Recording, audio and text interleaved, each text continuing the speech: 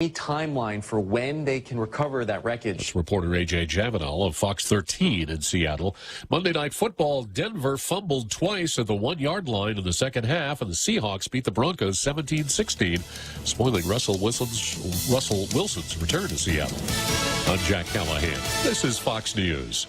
Half a day. This is Claire Manglona from Security Title. A power of attorney can be a useful tool in a real estate transaction, but if abused, it can result in devastating loss. Choosing your representative should be done with the utmost care and should be very specific about the powers being granted. To mitigate loss, the team at Security Title confirms with the owner prior to using a power of attorney to sell the property. Each transaction is unique. Let the professionals at Security Title use our experience to facilitate a secure closing. We are here to help. Tell me about it, stud. Circle K's Craft Beer and Whiskey Festival is back on Saturday, October 22nd. We rockin' and rollin' at the Dusatani Guam Resort from 2 to 10 p.m. Bring your friends and come dressed in your best grease costume to win up to $500 in cash and prizes. So bust out those leather jackets and 50-style outfits as we party the night away at Circle K's Craft Beer and Whiskey Fest. Don't be a square. Get your tickets now at craftbeerfestguam.com or cruise on by any 76 Circle K location. Now that's cool, baby. Choice Broadcasting introduces their unbeatable lineup of morning show. Hands down winners of Guam's morning radio battle. Daryl Lizama grooves his way through Boss 104 playing Guam's favorite classic hits. Morning mouth Ray Gibson shakes the cage on 93.3 The Point. And now, we are proud to announce the Morning Blender with Kyle Mandapat, mixing it up at sunrise on Star 101. If you're an advertiser trying to reach the most valuable ears, we've got the shows that listeners have been tuning into for decades. One call gets all three. 671-888-7346. That's 888-REIO. Welcome to Tall Tales with Bob Klitzkie, the only show on talk radio where common sense is a lot more common. Phone lines are now open at 888-TALK. That's 888-8255. And now, The Point proudly brings you Tall Tales with Senator Bob Klitzkie. A well-regulated militia being necessary to the security of a free state. The right of the people to keep and bear arms shall not be infringed. You are listening to Tall Tales this afternoon. I'm your host, Jose Martinez. This is 93.3 KUSG, and in the booth today, helping me with pushing of buttons is Daryl Taggerty. There I go again. Welcome again, everybody, to Tall Tales. Another exciting day, another exciting week. Another headline of another pandemic. No pandemic in the room. Oh, it's just a monkey. Just a monkey. We can't get this monkey off our back, but we will. I know we have one person who tests positive for it, traveler, and still not even sure what they're going to do with this person, but apparently they're being isolated. Caged. Do not feed the monkeypox. Let us start off with Jimmy Cotney.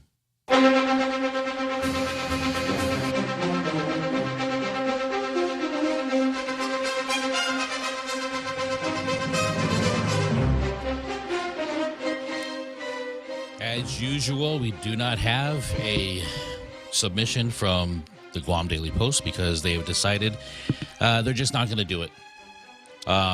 Whether they're going to come back to it or not remains to be seen, but they were going on a roll for a while. When Bob first began this program, they were on a roll. They had a daily blue mark all the time. Well, they had people to write them. They had a good stable of writers. Right now, they're in a point of I want to say constant transition. What they're going to transition to, we're not sure. But we do have a submission from the Guam Daily News. And again, it's another... okay. Another. It came with a theme song today. It's another PSA. It's another feel-good piece. And so I'll just go through it really quickly. Our view, advance. UOG continues growth, adds new graduate program. The island's premier institution of higher learning announced it is taking yet another step forward this year with the addition of a Master of Accountancy program under the School of Business and Public Administration. As we've celebrated in previous editorials, the University of Guam has had a busy year marked with achievements. From the cohorts of the Guam Green Growth, G3, that's 3 Gs, G3 initiative staying active throughout the community, to the opening of the Market Space Workshop at Chamorro Village and the designation of the school as a full-fledged Sea Grant institution.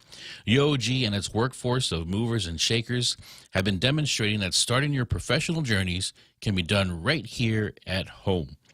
And our community's aspiring finance and accounting professionals can take their educational expertise to the next level with the specialized Masters in Accountancy program. This new program was designed and developed to help accounting professionals as they grow in their careers, according to information provided on the program's website. The year-long Master of Accountancy program is conducted entirely online and offers working professionals an opportunity to get an advanced degree, improve their skills, increase their knowledge, and take their career paths to the next level without having to leave home or adjust work schedules. Why do I feel like this has turned into an ad? What are those? Well, they did get it off the website, right? Yeah, this is. What are those ads called where you too can do this at home from the comfort of your home? Infomercial. Infomercial. There you go. This is what it's. This should be called the infomercial corner. Maybe that's where the reporter. I don't think Bob Klitzkie got like his degree. I'm waiting for the degree in accountability. Anyways, time, convenience, and the ability to earn more money through obtaining an advanced degree are luxuries that are increasingly harder to come by in this challenging global economy. Luxury? I know, that made me pause too. Luxury? It's very interesting. You know, we're all for accountability, and the only way to account for is to get an accountant to, you know. It's a luxury. It's a luxury. We once again commend the faculty and staff of UOG's School of Business and Public Administration and all those whose foresight and diligence are making this program possible for Guam's accounting professionals. And we encourage those in this important field to consider enrolling in UOG's newest graduate degree program. Whether you choose to join the private sector to further advance a successful Guam business, or if you choose to serve the public sector to strengthen government transparency, or you choose to take on the challenge of auditing the governor, I get to use the... Oh, boy. It's only day 2, Daryl. Anyways, and we encourage and if you choose to serve the public sector to strengthen government transparency, the University of Guam is fast becoming a modern choice for educational achievement and professional advancement. And that is Jemmy Cotney, our PSA of today. Let's move on to the I thought I read the whole article. It had these quotes. But then I was reading that just a little while ago. And did you read it online or did you read the hard copy? The hard copy. Oh, no. I don't see any quotes. Yeah, there were some quotes from the folks who were behind setting it up. Maybe you're reading the article. The article? Usually there's a company article that kind of mirrors this editorial. So that's the editorial. This is the editorial. Did it sound just like the article? It did. I thought when you started saying we commend the University of Guam, I thought you were going to say said so and so. But no. Okay. You know, I'm not even sure if the article's in this paper today. I think it's in the other paper. I think it's in the other one. All right. Sounds good to me. I'm searching right now, though. I sometimes... Oh, yeah, there it is. Page 2 in the Post is the article. I've never seen one paper cross-reference another, but there you go. Okay. There's a first. I mean, it is a small island. It's not really that much different from the press release that PNC probably put on their site instead of an article of this very same business school. But to make an editorial without putting in the article? That's interesting. Yeah. That'll come tomorrow. Make it look like they have foresight. So let's get to the card.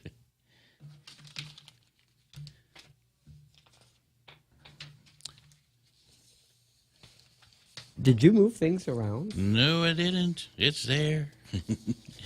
Look on the lower left-hand corner. There you go. That's okay, because I'm looking for my card stuff also. Give me 1 second here. Oh, it's way over there.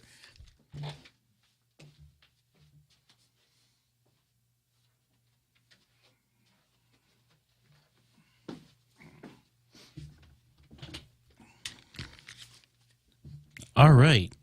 I did that yesterday, too. We're just going to go with the regular. We'll start off, of course, with Paul Zerzan versus systemic racism. Of course, everybody knows what that is about. It's all about the narrative. It's not about Ochote. It's never been about Ochote. It's never been about rice. Next, we're going to go to Public Law 3634, where we look at some of the do's and don'ts of announcing these meetings, the agendas of public meetings that are published in the paper. Mostly we do the don'ts, and they've been pretty good, but there's some don'ts out there. We're going to do part infinity of The Stranger, Matt Topazna. It's turning into Where's Waldo now, but we'll do a quick segment of that. And then we're going to go into not sure how we're going to label this one, but I just call the CSC versus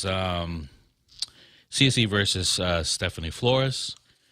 We're going to do Moylan versus the establishment, or is it McNitch versus Repeat? I have Oh boy, that's an interesting one. It's a carryover to yesterday. I had that on the card yesterday, but on a different perspective. I'm going to do something real quick called COVID Nation versus the U.S. Nation. I want to go over again a little bit about adoption, pro-choice of adoption versus abortion. We're going to talk about LifeMark again. That film is still playing. And then let's reminisce a little bit about 9/11 with an op-ed I read about a good, decent speech by Biden, but of course he blundered it, but not the way you thought he would blunder it. Okay, my version of blundering. And lastly, if we get to it, because I think it's very important, ties in a little bit with LifeMark, is the article that came out in the PNC. Foster homes, or the need for licensed foster homes versus the Regalu Foundation. Mm-hmm. That Regalu. Yeah, that's I seen that on a milk carton because it's missing, isn't it?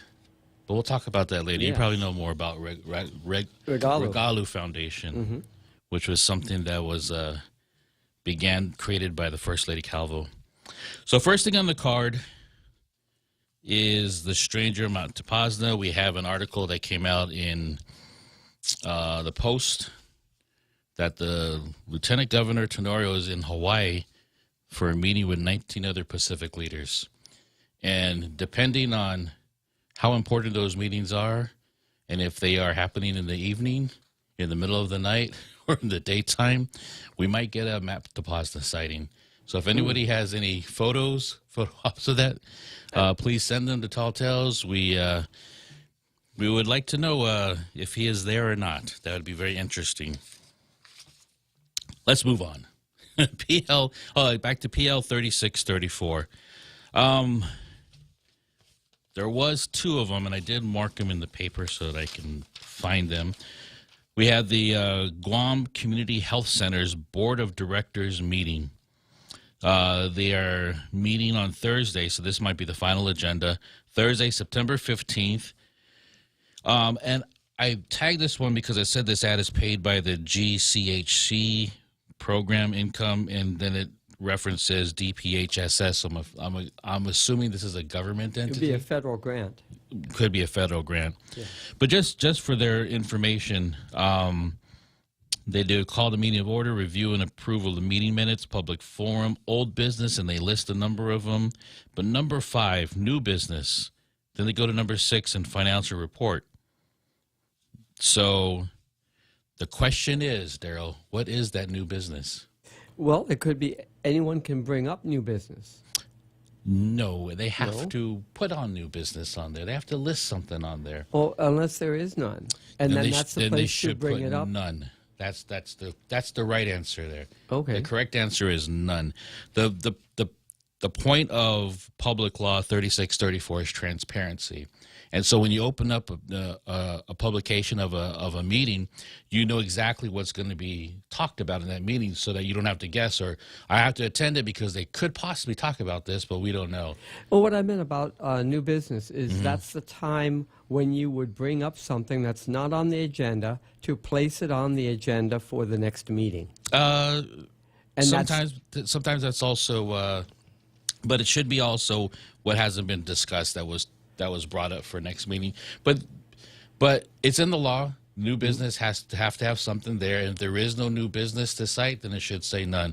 And there is a part in the meeting where people can offer things to talk about, you know. And they put this in here. Schedule next meeting, you know. But that's there's also public forum. There's a review and approval of meeting minutes. But that's not the only one. There's one more also that was published. It's in the middle here. And I believe this is the Education Board. Shoo. The Guam Education Board, they have a very good meeting called order, approval of minutes. They have a listing of communications, member reports, number 6, unfinished business and committee reports, and then they have 7, new business. And there's nothing there. So we don't know if there's any new business or something's going to come up. We don't know because they didn't tell us. So that might be an issue for them because there are a lot of unfinished business and committee reports to talk about here. In that section alone, there are 5 different reports with other things listed underneath. And then number 8, in this one, Bob sent to me, and he always talks about executive session. Now, there's something in here that actually writes out what's an executive session. I have to talk to Bob about that as if that is allowable, because usually executive session, we don't know what goes on because it's an executive session, right? But they're supposed to state that they plan to have an executive session on something that is eligible for executive session, but they have to say it. They don't say it, yeah. They don't list it? They list personnel matters. That's all. And then matters within scope of Public Employee Management Relation Act, including collective bargaining. Now, that might be allowable. But since he put it in there, I'm going to err on the side of the judge knowing that this might be a violation because it was incomplete. But that's something that, you know, the AG's office has provided the seminars or education camps on putting together announcement. So resources were available for these committees and boards to learn how to properly follow Public Law 3634. And I know it sounds overwhelming because this is new to a lot of people of having to do something complete, but you know, in the spirit of transparency, this would greatly help to also document what's happened, what more so than the minutes would, you know, to have people actually attend these meetings, especially interested parties. I used to have to put together agendas for public announcement, and the purpose of the announcement is to inform everyone who might want to be involved that there's going to be a meeting on these subjects. And it seems counterintuitive to try to not have people come to your meeting. Unless you want to do something you don't want people to know about. Yes. And that has happened a lot, we've seen, especially when there is no quorum. And so somebody takes the lead and decides to make a decision themselves.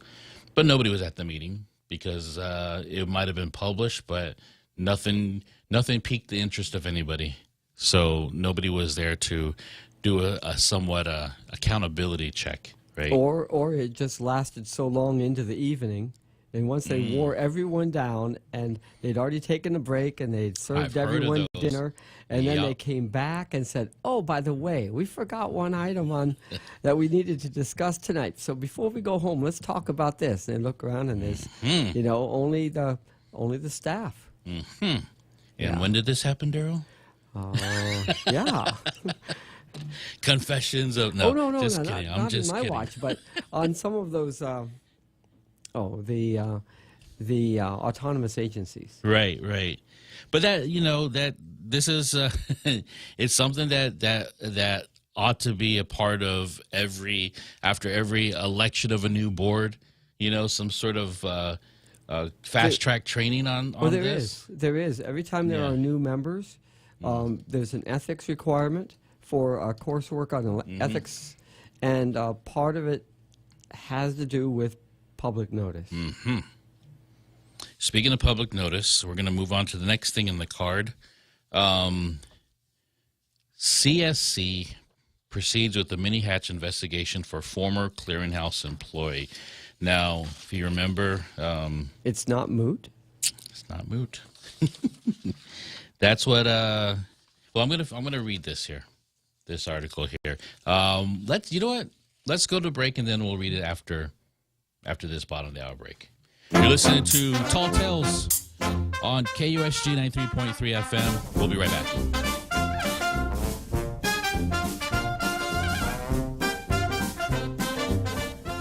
The Extra Point with Jerry Roberts of Guam Training every morning on The Ray Gibson Show. Does your physical workplace have an impact on the mental outlook of workers, their overall job satisfaction, and their productivity? I'm Jerry Roberts, and at 7:20 a.m. on The Ray Gibson Show, we'll talk about that and what you might want to do about it. It's The Extra Point here on 93.3. You can find daily transcripts of The Extra Point by Jerry Roberts at guamtraining.com. Tune in every weekday morning at 7:20 for The Extra Point with Jerry Roberts on The Ray Gibson Show on 93.3 The Point. Listen to The Point anytime, anywhere on Odyssey. Odyssey is your new audio home for all the music, news, sports, and podcasts that matter to you. Find your favorite stations like The Point and discover more. Music stations, local and trusted news sources, sports talk and team coverage, plus today's biggest podcasts. Find it all on the Odyssey app. AUDACY.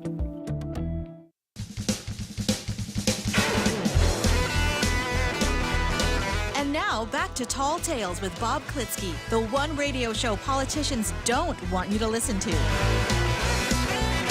Call now, 888-TALK. That's 888-8255. And welcome back. You are listening to Tall Tales here on KUSG 93.3 FM. Had a little bit of a I get those conflict of personality there.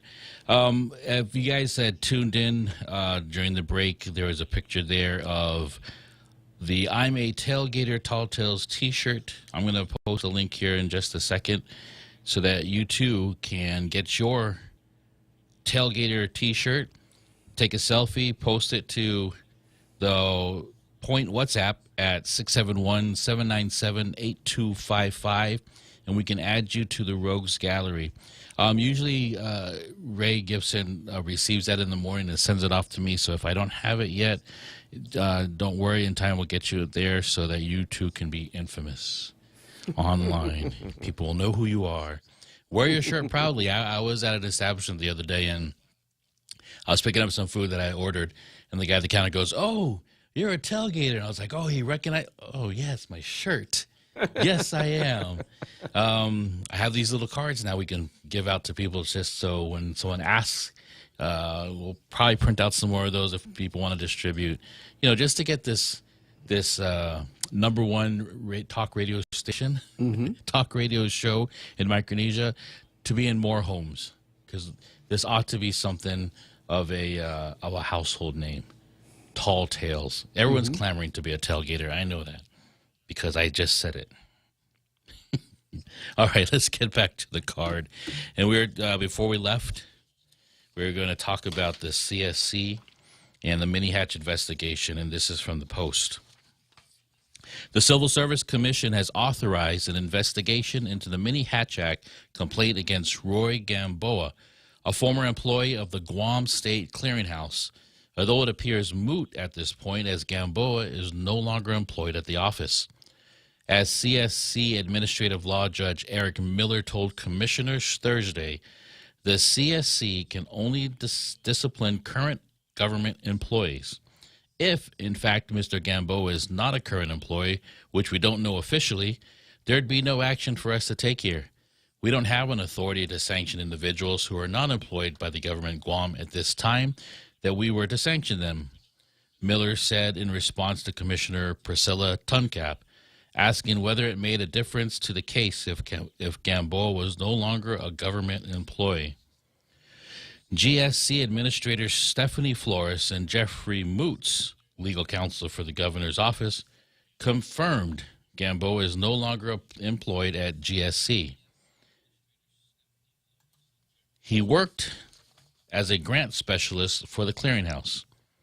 Former Senator and current radio host Bob Klitzkie filed the complaint, alleging that Gamboa violated political activity laws when he campaigned for senator.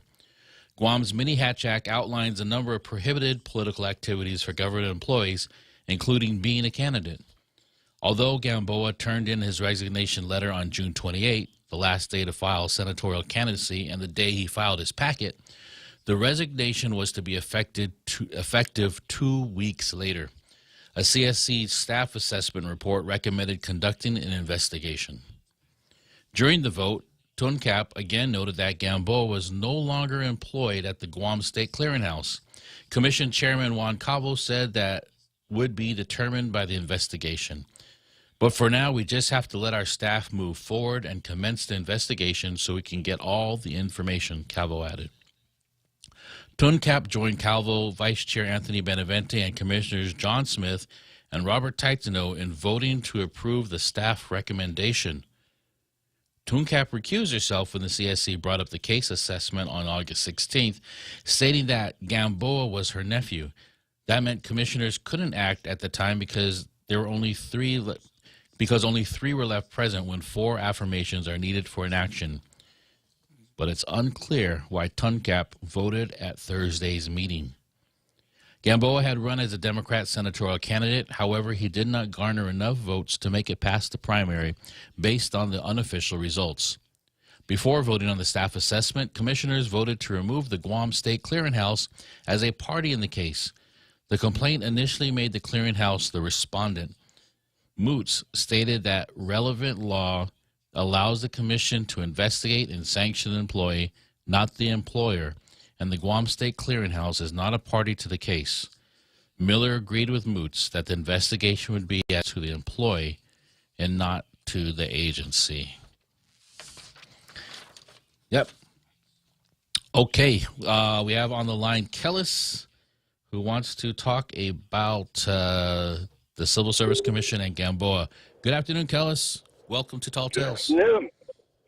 Yeah, so what I'm worried is something that I frequently hear that happens in Guam. Let's say that, so there's a case against someone, and then they quit. So they drop the case because they're no longer an employee, but then after the case is dropped, they get rehired. Mm-hmm.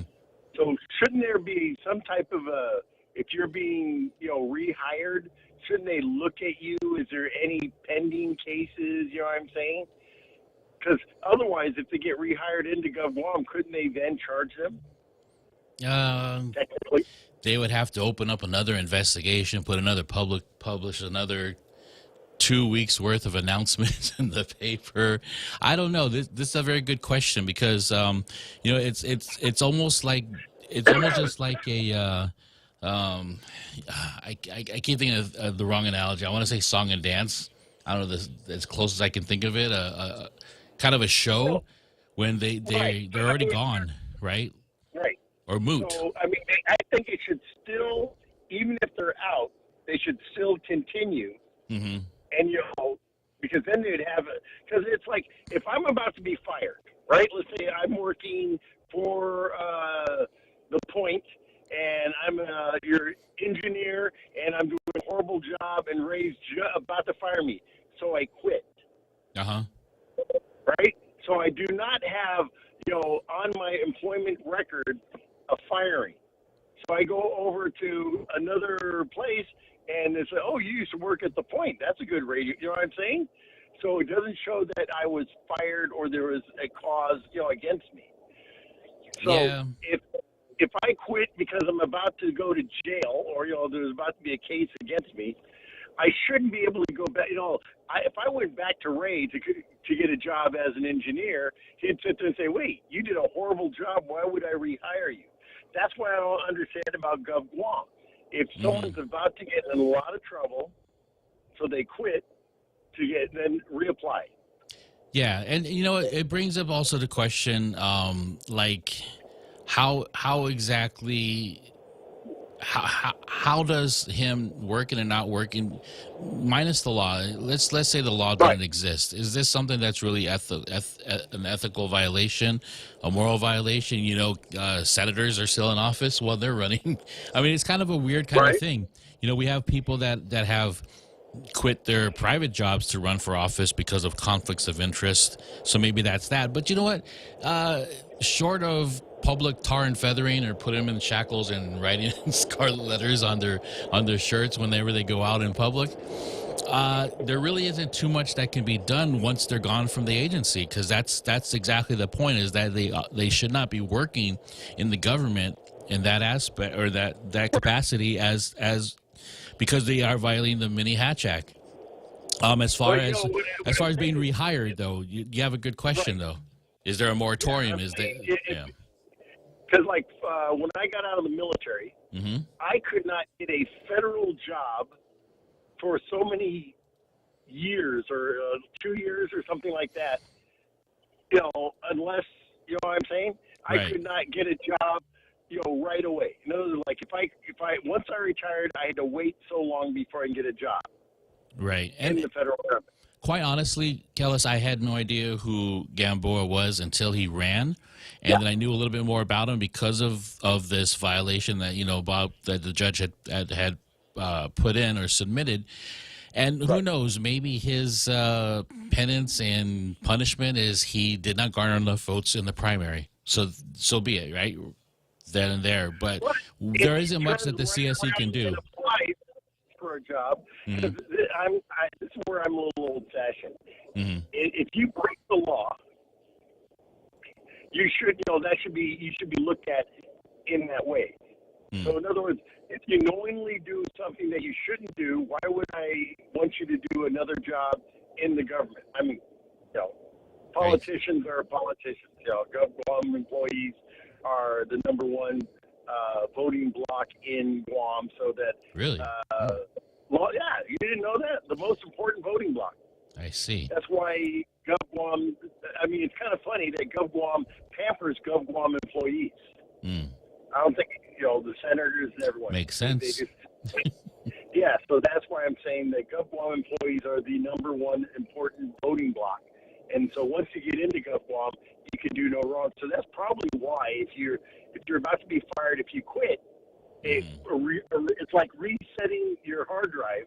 You know what I'm saying? Right. So the corporate memory against the employee is gone. So that's why you can apply for it again. And then when you reapply, everyone goes, "Oh yeah, he used to work here," or the party. That's how you get hit. "Oh, he used to work with such and such division." Well, again, these types of I won't call it a high-profile case, but it is in the newspaper. It is kind of a black stain on someone who wants to run again, and who has violated the Mini Hatch Act. And it's up to us voters to remember these things. Is this really so much a mission to punish the person in a way that's quantified on piece of paper, or do we see the fact that he didn't make it into the general election as some sort of poetic justice, right? That's one of these things. I don't know. It's just, I don't know. You ask some great questions, to make you want to go some more. And you're right, because we do have these laws on the books, but to what extent can these laws really follow these people? Well, as long as when you're writing the next law, as long as you say it's notwithstanding, and the notwithstanding, the magical notwithstanding clause. The magical notwithstanding clause. There you go. So, right. Okay. Thanks for the call there, Kel. Being back. Right. All right.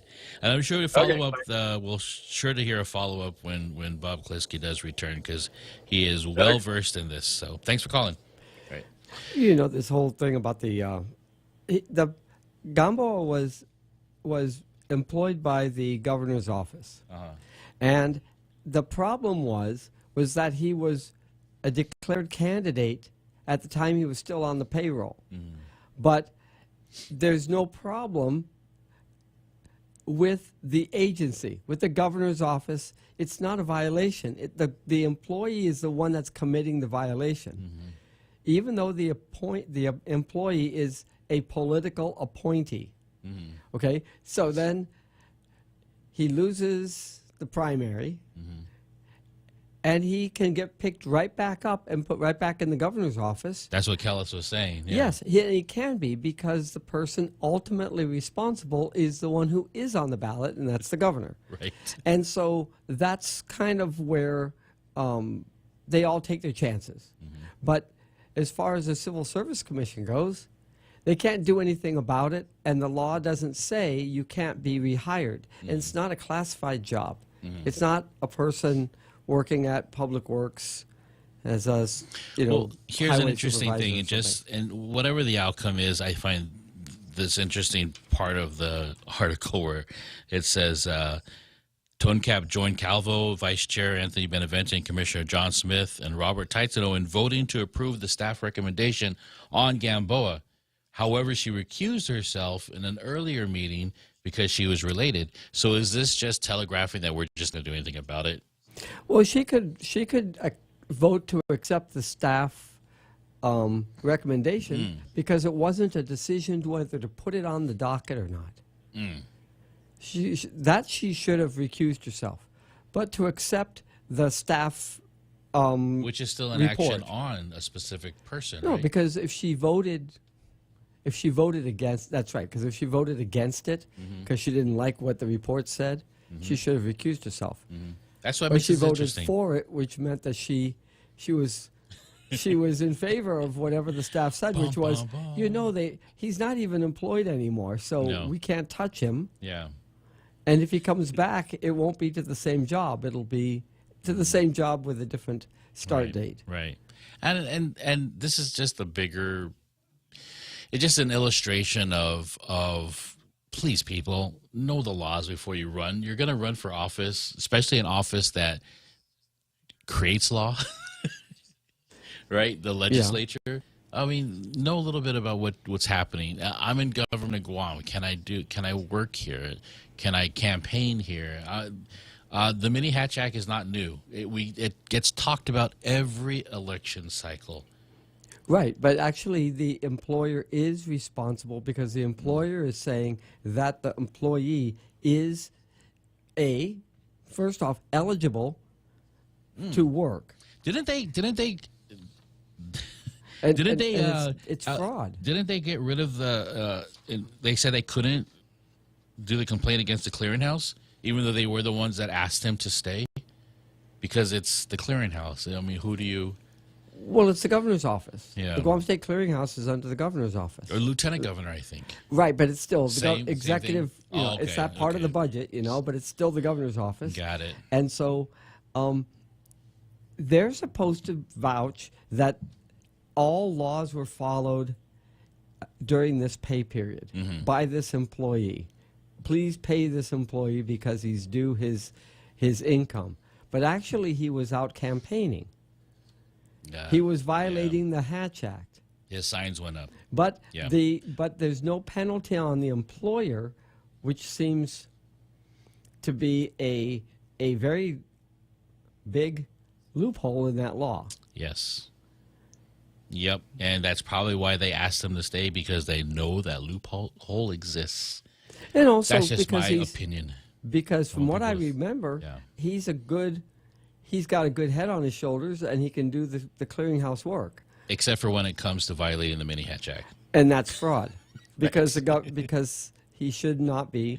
Yeah, you can be the best that you can be, but if you commit fraud, I mean, that's probably why he wasn't voted in. Could be a reason. Could be, because again, there was lots of people on the ticket that I had no idea who they were, and they made it through. You know, there were in the Democrat side, and he ran on the Democrat ticket. 18, 19. So you're not paying attention. No, to the Democrat side. No, okay. No, not really. Okay. Well, I have my 5, and that's the same with the Republican. I don't keep all 15 in mind in the sense that I'm gonna have 15 down. I could, but I don't make that my goal. My goal is to be informed of who I'm voting for. But that's beside the point. Let's move on to the next card. Yes. And before we do that, let's get to a break. The last break before the top of the hour. And then we'll be right back with more Tall Tales. My name is Jose Martinez, 93.3 FM, KUSG.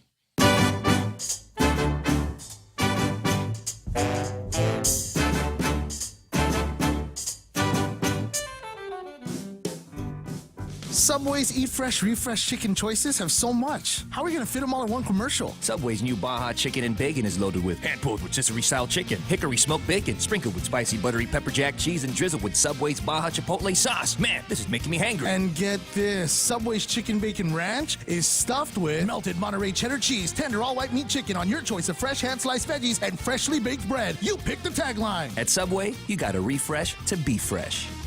We're already Pica's best radio station, but we're always looking for ways to be even better. Announcing the point on Alexa. In addition to our FM and HD radio feeds, our incredible app, informative website, Facebook Live, and YouTube Live, you can now tell Alexa to stream The Point. And your smart speaker will start playing whatever we're saying. News and views 24/7 with your 4-word command. Alexa, stream The Point.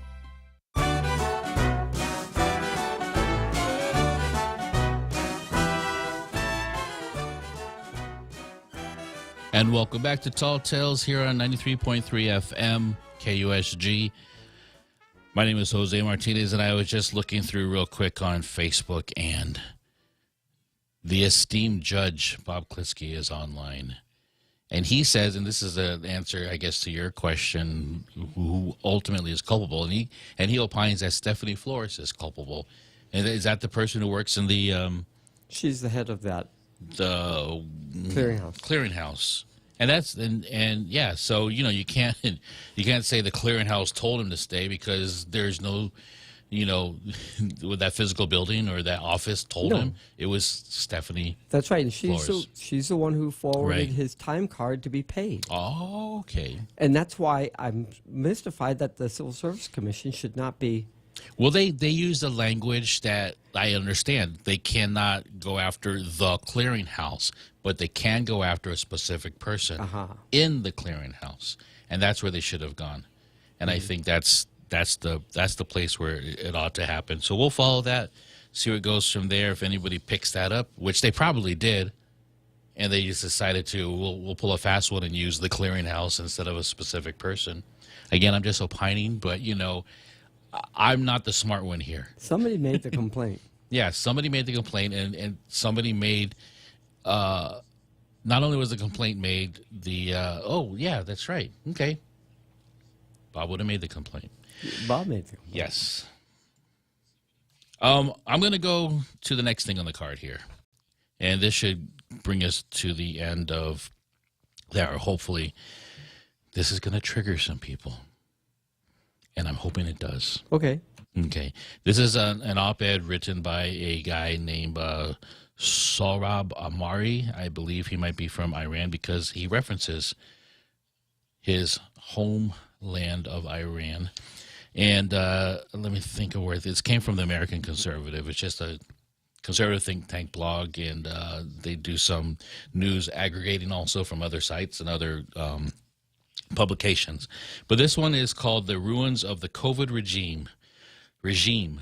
Our cities are still littered with relics of pandemic tyranny, and the effects of such reminders will be lasting. And I chose to read this because we have the announcement of monkeypox on the island, and everybody's opining about there's going to be a new health emergency lockdowns or roadblocks on the road to tell us about monkeypox, passing out mini bananas as, I don't know.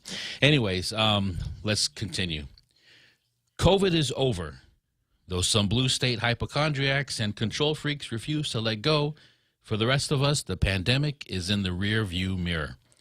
The White House has gently ushered Dr. Anthony Fauci off the stage. Restaurants, clubs, and concert halls are open. Vaccine pass apps sit unused on smartphones if they haven't been deleted. And as I can attest from 2 recent trips abroad, mandatory masking on aircraft and in airports is a thing of the past. So why does the ugly detritus of the age of social distancing still blight our physical landscape? Why are there posters everywhere still urging us to get vaxxed and mask up and socially distance? Why don't we remove these stupid signs affixed to the floors of churches, supermarkets, and schools, teaching us to stand 6 feet apart? Never mind that public health authorities pulled the 6 feet rule of thumb straight out of their, well, you know what I mean. It is impossible to quantify the share of public space covered by outdated signage. No doubt the rate varies by city and region. In areas that never went all in on these measures, the remnant signage is likely to be rare or non-existent. Hard as it may be to believe for Californians and Amtrak corridor denzians, some part of the country moved on a year ago, if not earlier. But stroll my corner of Manhattan, for example, and you'd be blameless for thinking it's April 2020. Whether by sheer force of inertia or bureaucratic determination, or most likely some combination of the two, much of the COVID signage remains. Start with my co-op apartment building, where signs sternly ordering residents to mask up and to keep apart are still posted as recently as a couple of weeks ago. Even now, there are still signs in the lobby hectoring us to wash our hands. COVID doesn't transmit by touch, as we knew by the spring of 2020, but whatever. And to cover our mouths while sneezing, compounding officiousness with an unmistakable insult to our intelligence. My local bodega still has all the mask signage, as does the one 30 blocks uptown next to my kid's school. And for those of you not initiated, a bodega is not a bogota that Dr. Biden had talked about. It's a small store on the corner of a street, or usually along the side of a street that you can find all over inner cities like New York and Chicago. No, that's what it is. Bodega. They also call bodegas those small little shops and malls that are apart from the regular ones on the side of the building. They're in the middle of the hall or the middle of the walkways. Got it. Okay.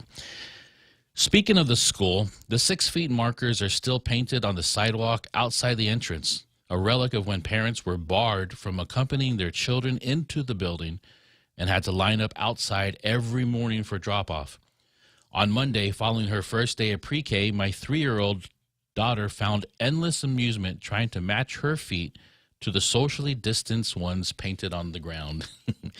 Far be it from me to begrudge her such cheap joy, but really, I would rather be extirpated for all.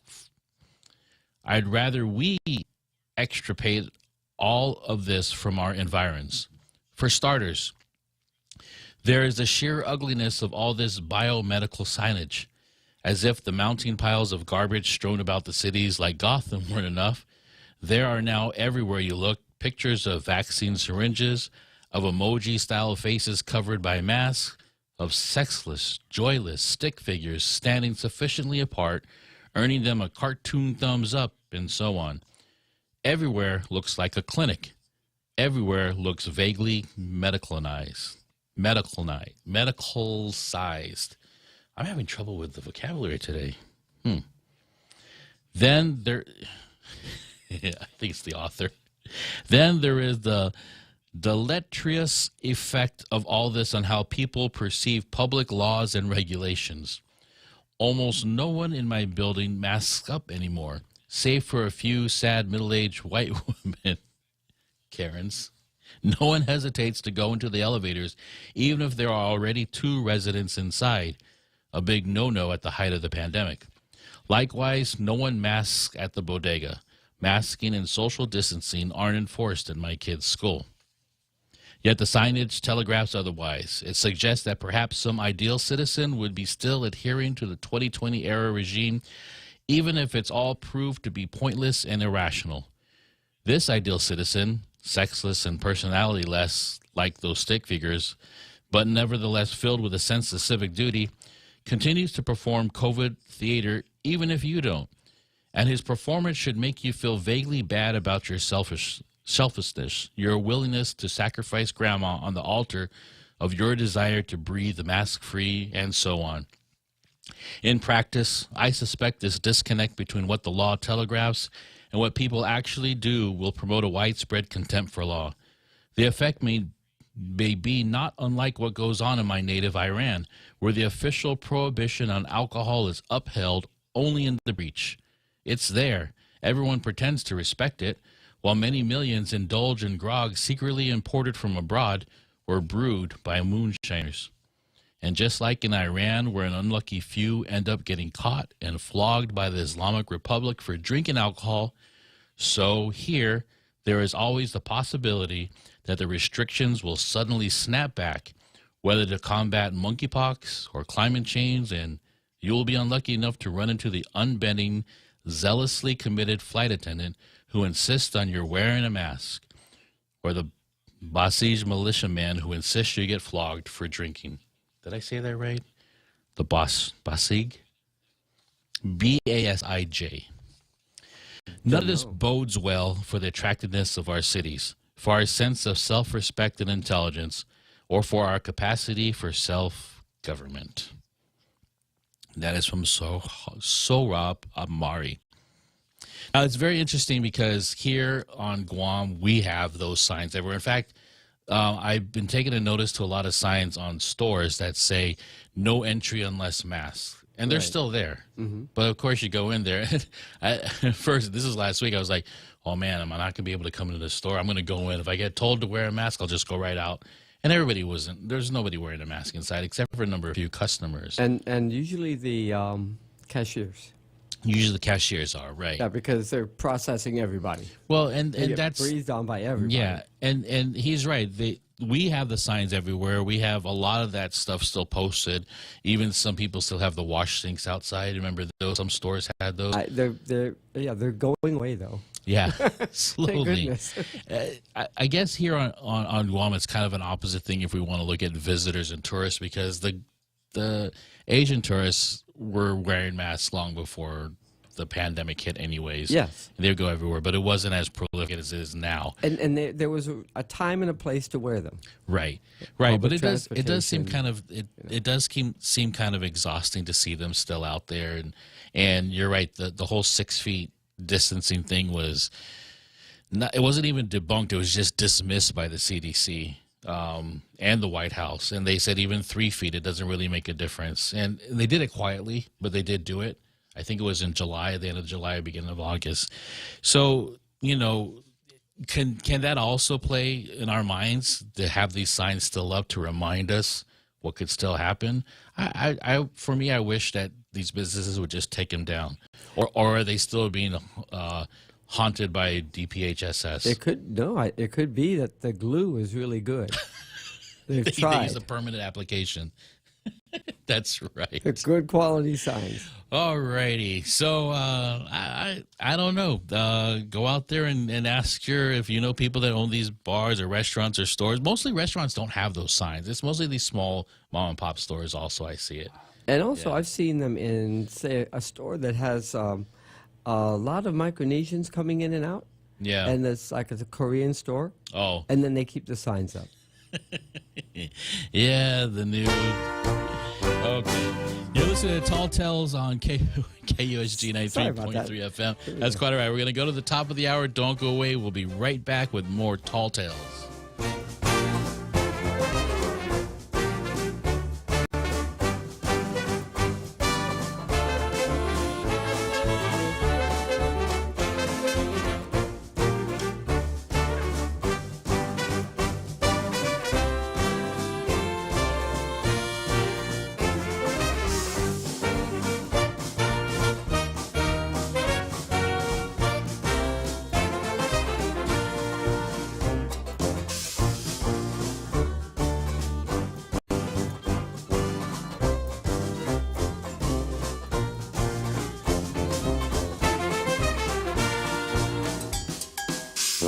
The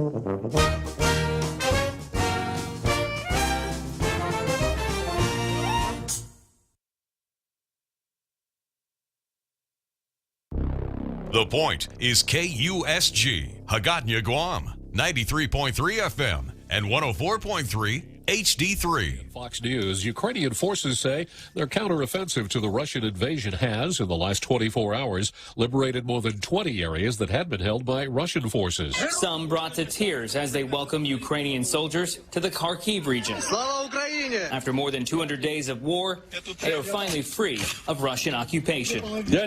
I still can't believe they have gone, and we are out of the spirit of death. One by one, blue and yellow flags are raised to the tops of buildings in more than 30 territories and counting. Abandoned Russian tanks now dot the sides of roads. Fox's Jeff Paul in Ukraine. The UN Nuclear Watchdog Agency says technicians have safely shut down the last operating reactor at the troubled Zaporizhia nuclear power plant, but UN team leader Rafael Grossi warns the safety of the Zaporizhia nuclear power plant is hanging by a thread. He's begging the two sides to stop the shelling near the plant.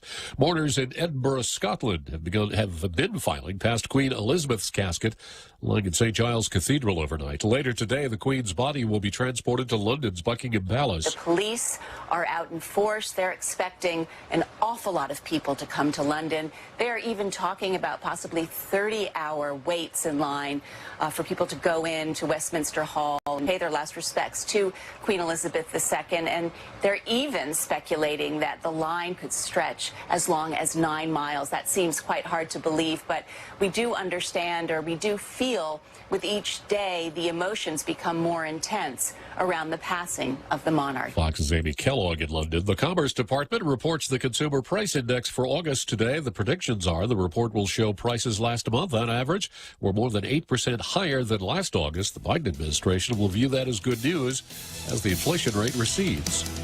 America is listening to Fox News. Choice Broadcasting introduces their unbeatable lineup of morning show. Hands down winners of Guam's morning radio battle. Carol Lizama grooves his way through Boss 104 playing Guam's favorite classic hits. Morning mouth Ray Gibson shakes the cage on 93.3 The Point. And now, we are proud to announce the Morning Blender with Kyle Mandapat, mixing it up at sunrise on Star 101. If you're an advertiser trying to reach the most valuable ears, we've got the shows that listeners have been tuning into for decades. One call gets all three. 671-888-7346. That's 888-REIO. Happy day. This is Clara Manglania from Security Title. A power of attorney can be a useful tool in a real estate transaction, but if abused, it can result in devastating loss. Choosing your representative should be done with the utmost care and should be very specific about the powers being granted. To mitigate loss, the team at Security Title confirms with the owner prior to using a power of attorney to sell the property. Each transaction is unique. Let the professionals at Security Title use our experience to facilitate a secure closing. We are here to help. Agreement, apparently, between the Justice Department and lawyers for former President Trump on one of the people nominated to be the special master to oversee the evidence seized in the raid in Mar-a-Lago last month. The federal judge can either accept or reject former federal prosecutor Raymond Deary, picked by the Trump legal team, which, in a filing, again questions the justifications for the raid. Trump's team insists the entire investigation is a document storage dispute that has spiraled out of control, writing in a filing that the government wrongfully seeks to criminalize the possession by the 45th president of his own presidential and personal records. Fox's Matt Finn. The Justice Department still planning to appeal the appointment of a special master. South Carolina Senator Lindsey Graham and a pro-life organization plan to announce today a bill that would ban abortions nationwide after 15 weeks gestation, saying it's to protect from late-term abortions unborn children who are capable of feeling pain. It's primary election day in 3 states today, one of them getting more attention than the other two for its possible impact on the balance of power. In a Senate split evenly, both sides are looking for any data hinting they have a shot at holding or gaining power, and Republicans sense New Hampshire's Democratic Senator Maggie Hassan is vulnerable. The question is which Republican would have a shot at winning the seat. It's come down primary day to the more moderate state Senate President Chuck Morse and the more conservative veteran Don Bolduc. Bolduc told Fox News ahead of today, I'm not extreme in the slightest. I'm being called names on both sides of the aisle now, right? I guess it just comes with the territory when you stand up for what you believe in. The Democratic-aligned Senate Majority PAC has spent money on ads criticizing Morse in hopes that Hassan will face Bolduc in the more blue-leaning state. Jessica Rosenthal, Fox News. Delaware and Rhode Island are also holding their primary elections today. Wall Street Monday, the Dow gained 229 points. NASDAQ up 154. The S&P 500 was 43 points higher. I'm Jack Callahan. This is Fox News. Gas is expensive, so let the bank come to you. Through our remote deposit capture, you can deposit your checks into your account from your phone. And with our Dynamite Bank Pacific Visa debit card, you can use your money anytime, anywhere. It's the perfect combo. Now we're banking on the future. Services to choose. Bank Pacific, where others put branches, we place roots. Equal housing lender. Member FDIC. Crank it up. Come try Guam's original Chamorro restaurant with Pica's Best 5 years running. Mezcla Chamorro Fusion Bistro. Experience Chef Peter's candied salmon over scallion coconut rice, octopus to naktak, Chamorro platter, and their award-winning gourmet hamburgers. Or if you're looking for something healthy, try their keto-friendly menu. Come and enjoy Mezcla's half-a-day service at their Hagåtña and Grand Plaza Tuman location. Call their Hagåtña location at 479-2652 for reservations. Listen to The Point anytime, anywhere on Odyssey. Odyssey is your new audio home for all the music, news, sports, and podcasts that matter to you. Find your favorite stations like The Point and discover more. Music stations, local and trusted news sources, sports talk and team coverage, plus today's biggest podcasts. Find it all on the Odyssey app. AUDACY.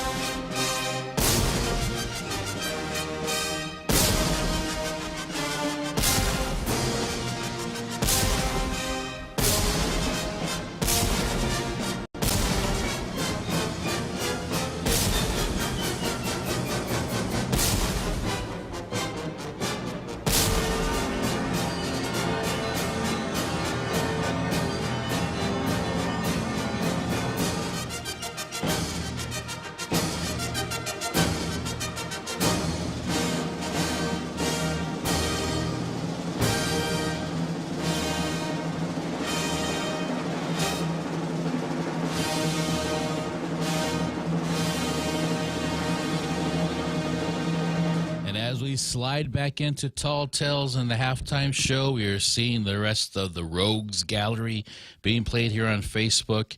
If you'd like to have yours added, you can purchase your I'm a Tailgater t-shirt by going to thepoint.gu. Look for the mugshot of my beard wearing the t-shirt. They make beard-sized t-shirts as well. And there is a link to the website where you can purchase your I'm a Tailgater t-shirt. Take a picture, send it to 671-797-8255. That is the WhatsApp number for The Point. You can send your picture, send a meme, send a nice message to Ray Gibson because he checks that in the morning when he gets in. And then he'll pass that mugshot along to me and I can add you to the Rogues Gallery. You're listening to Tall Tales here on 93.3 FM. My name is Jose Martinez, and we're going to go next on the card to, at first I labeled it yesterday as, where did I put this here?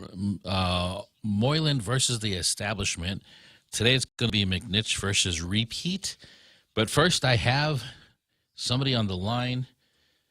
Welcome back to Tall Tales, Johnny Utah. Hey, Jose. How you doing? It's going pretty good. I was listening to your reading of that article about masks and, the signage. The COVID. Yeah, I'm sorry, go ahead. No, and the signage. Yeah, the signage and just the psychological effects COVID has had on communities and society as a whole. And one thing that is interesting is that those masks that even the people like you guys were commenting on the cashiers at stores that are still wearing masks. That's not necessary. That's not necessary.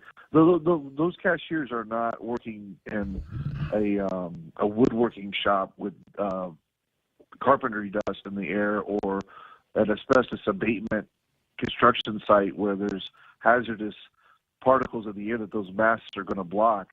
Those masks do nothing. That's the only reason that they're still wearing them is because of the psychosomatic effect of socialist totalitarianism that was, spread across the world by China and their communist regime, through COVID-19. And the Democrats picked the ball up and carried it along and ran with it. The whole ideology of masks are, if somebody wants to wear a mask, let them wear the mask. That even needs to stop. That really needs to stop. It's harming our community because you're blocking that person's face and facial expressions from the world, and you're allowing them to hide behind a social barrier. And facial expressions are a huge part of everyday culture, especially Chamorro culture, Filipino culture. Your facial expression means a lot. It does. It can be the difference between getting punched in the face or kissed on the cheek. You know what I mean? Exactly. And you remind me of the resting bee face that everybody, even the men have. They sometimes attribute it to females. That look of scorn you always have whenever you walk into a place.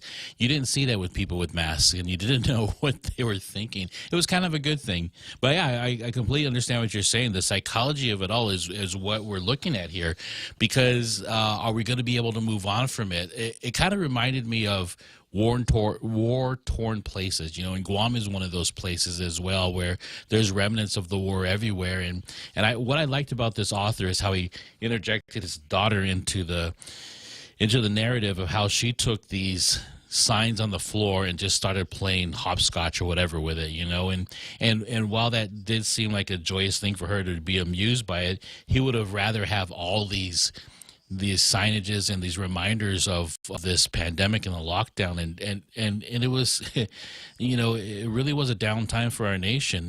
No matter how we try to pick it up, it just felt like we're being bombarded by mandates and being told what to do, and of fear propaganda. And this is what we'd like to get rid of, all these reminders. How is it over there in Utah? Well, I was going to bring that up. When we first got here, my wife was very paranoid of not wearing her mask. She was conditioned. She was psychologically conditioned to wearing a mask. And so when we first got here, I immediately was, that's gone. I threw that off because I knew we didn't have to wear it. And the Utah legislature, the state legislature, passed a law, not a mandate, but a law regarding masks. That they are not required anywhere on state or private property within the state. Now, of course, the federal land, you could do, they have their own rules. It belongs to them, so they could do what they want.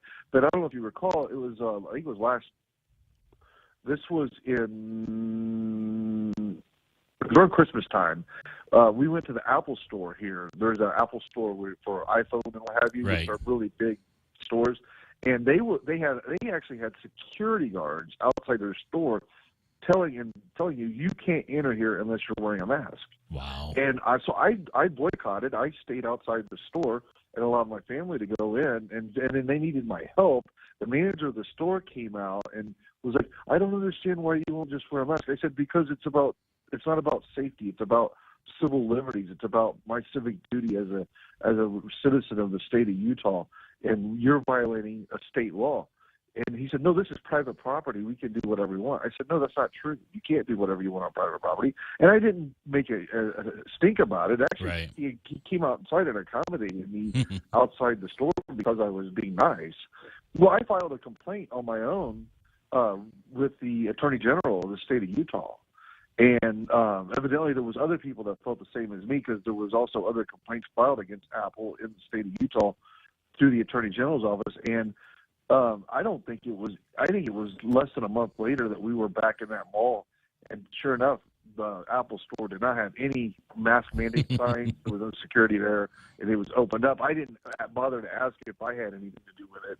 I just kind of, assumed my angels were looking over my shoulder, and something happened. I'm amused because it's not too often that we get Apple to actually bend to our wills, because usually they're the ones that are mandating themselves to us through their devices. We got to do what they tell us. But that's pretty good, You're exactly right. That's something that I found it interesting that the manager came out and I wasn't there, but to me it sounds like he's the one that threw the fit first, right? You just didn't go inside, and he was like, "How come you're not wearing a mask in my store?" Well, you came out. No, what happened was they needed my information in order to unlock to continue, my license right? And I refused to come in the store because I'm like, no, you're saying I have to have a mask, so I'm going to stay out here. And he goes, and so the manager actually of Apple, which there must have been 150 people in the store. The store was packed. Well, I think, Well, I think it'll help us. He came outside and outside in the mall and accommodated me. Oh, okay. Because I think he realized that I was being polite, professional, and at the same time I was right. Well, we have violating the law. We have our Carl on the line, and he's going to be talking about masking too. Johnny, I want to thank you for calling in again, and I'd love to hear more of what's going out there. In the Utah is considered the Midwest still, yes, or is it one of the corner states? It's now the West. We're mid-mountain. We're actually called the Rocky Intermountain region is what the title of it is. Okay. Intermountain. We're within we're not the West, and we're not the Midwest. We're the Intermountain is what the title is. Got it. You're on the cusp. Because we're in the mountains. Yeah. All right. Awesome. All right. Have a day. Have a good one. You too. Good to hear from you. All right. Have a great one. Our Carl, thank you for calling the most dangerous man on Tall Tales. And per yesterday's call, you're coming here to tell us stories of rainbows, puppy dogs, and baby chimpanzees with no monkeypox. Yes, I'm going to try to be more positive. I'm just kidding with you. Not after that article I sent you, right? Yeah, I'll try to convey doomsday with a smile. All right.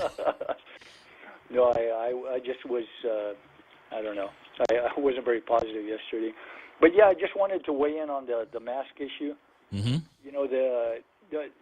This virus, it's not spread by droplets. Like me sneezing, and these droplets projecting out into the air. It's aerosolized, and the particles are, from what I've read, they're like about 5 microns across, and the average mask openings in these cloth masks is around like 10 to 20 microns.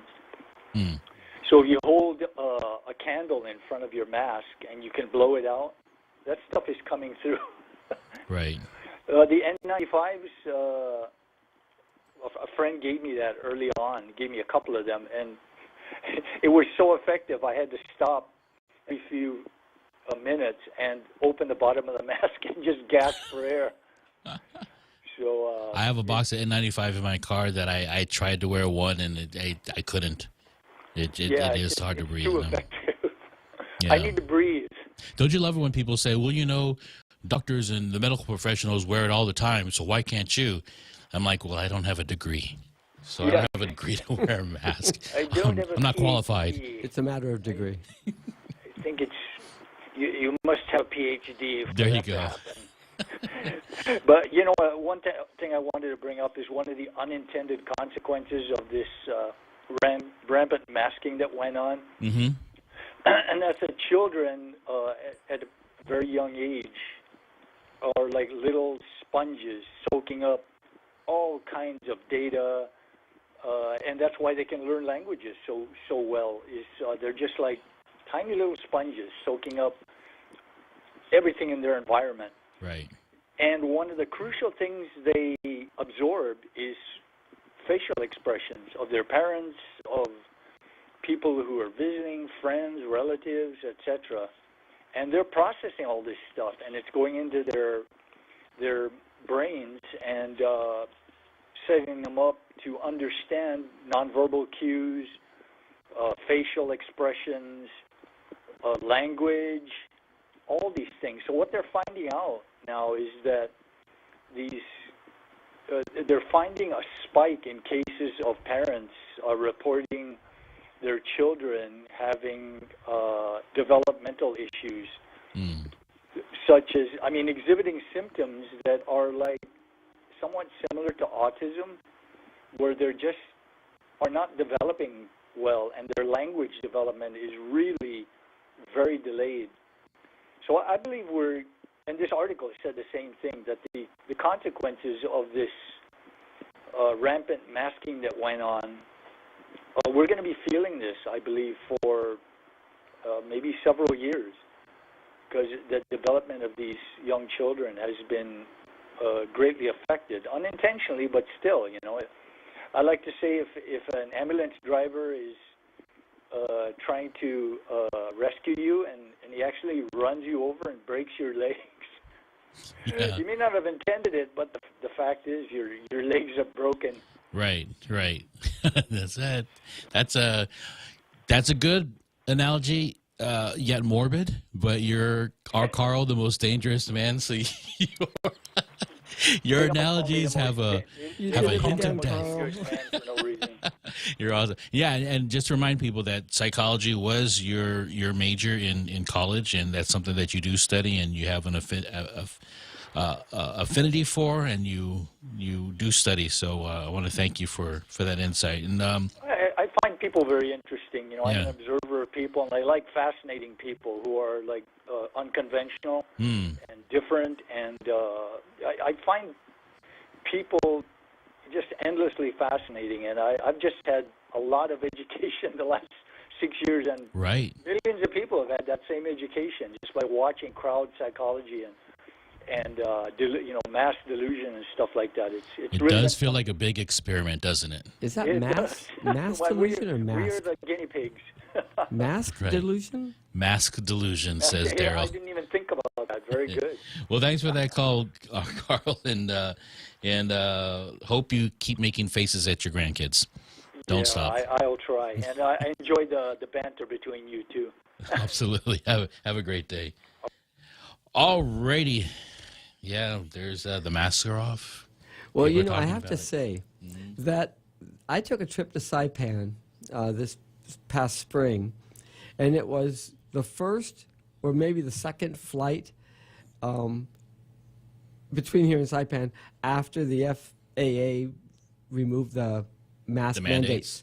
And I have a sister-in-law who's a flight attendant for United over on the East Coast. But so I've been hearing all these stories about how hard it's been on her having to enforce the mandate. But I was very, very hesitant because that plane was packed, and I had it on going up. I didn't have it on coming back, and I caught the flu. And that was, and I only wear N95s. Yeah. And I can breathe in them, but and I understand, how tough it can be. And I breathe, and I breathe deeply. I move around, but I had to regret it, and my wife wouldn't let me forget it. At least it wasn't COVID. That's the thing. I already had but COVID, it is interesting because I think in cabins, I've heard two things in the air cabins, that they do have a great filtration system, but I've also heard tuberculosis is rampant, or you can catch it easily in an air cabin. Yeah, the air is recirculated. Yeah. But they have been making some changes. But back in the 60s, that was just recirculated air, and it wasn't filtered, and it wasn't changed. And but it is now, and that's the great thing. And they've been working on that quietly, but it's been going on separately from what we've been hearing about with the diseases. Yeah, very good. Very good.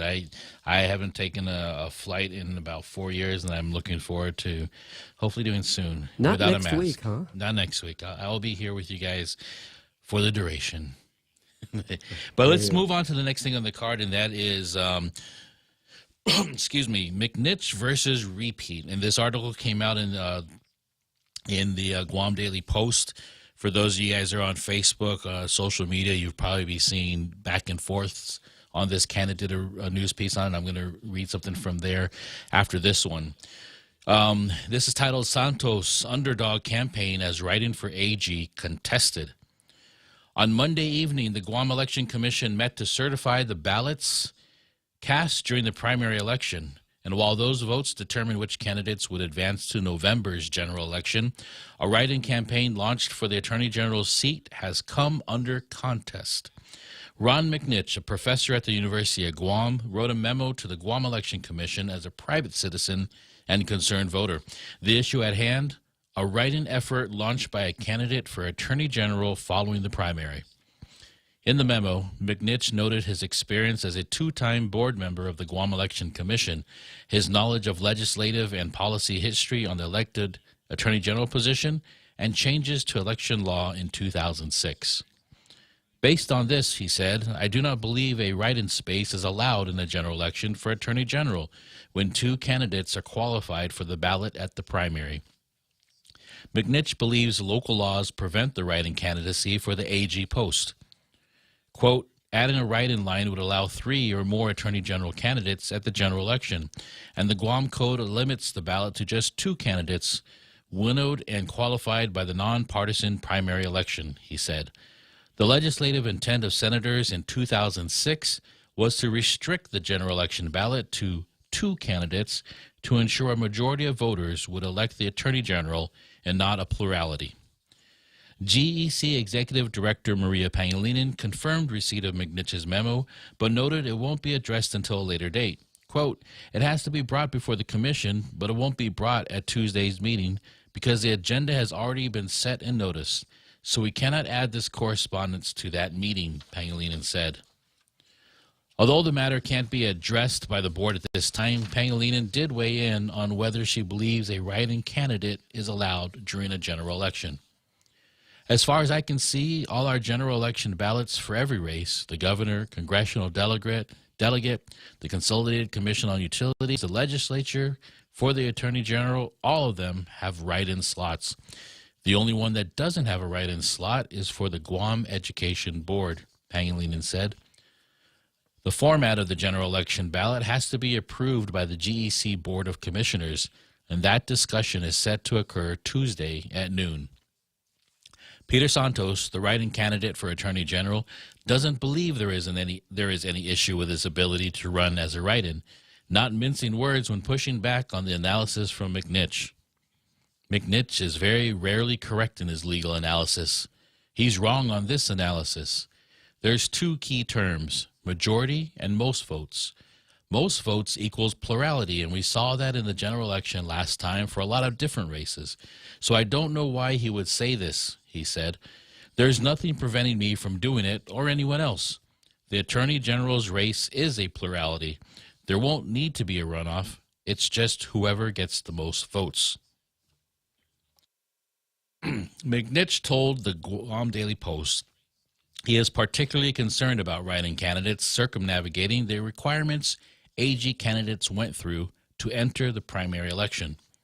Santos, an attorney with the alternate public defender office, decided to throw his hat in for the Attorney General's office as a write-in following the primary election preliminary results and his perception of how the race could go in the general election. When it became obvious to me there was a no-win possibility for Doug, I decided to jump in. My credentials, if you look at my credentials, compared to the other 2 guys, I have a much more broader and deeper level experience in law and in law enforcement and in the military. And also, out of Doug Moylan, Levin Camacho, and myself, I am the only one that doesn't have any family business interests, Santos said. Santos grew up in a meager life, he said. It's what makes him a true underdog. I was born in the tin shack with no indoor plumbing. I grew up on welfare and food stamps and free lunch until the day I graduated from high school. My family was even homeless for one summer, and we lived in a homeless shelter. I am from the people. I am not wealthy. I live paycheck to paycheck like everyone else. I don't own a home. I am a renter. So I am a real underdog, he said. Okay, there's the rest of it is his biography. I'm not going to read it. I was wondering. I was wondering if you were going to campaign for him here. I was waiting for some theme music because it seems like it should have a background band. I know, but you know what? I'm going to use dogs that's barking okay. or a sad violin or drum roll or crickets or none spin of that. sound or denied or. But you get the gist of it, though, right? I read that and I was thinking, wow. Right. You know, Ron thought that he was getting some earned media by sending a letter to the election commission and then sending it out to the papers, right? Mm-hmm.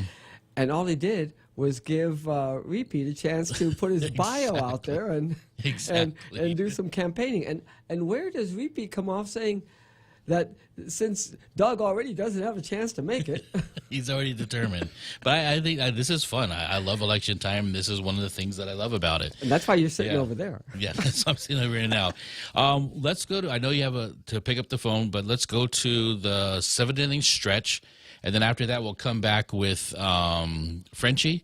And then I believe Dr. McNitch is on the line as well. So we'll wait for Daryl to finish doing his stuff here. But there we go. We'll be right back with more Tall Tales here on KUSG 93.3 FM.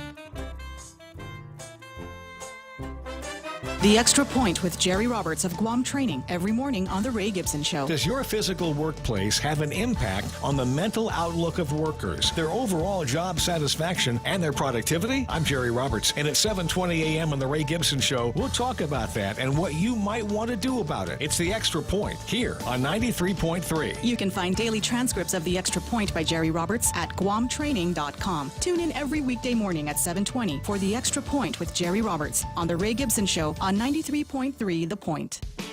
Are you looking for a new place to hang out with your friends? Let's go along the sidelines at Sidelines Bar and Grill.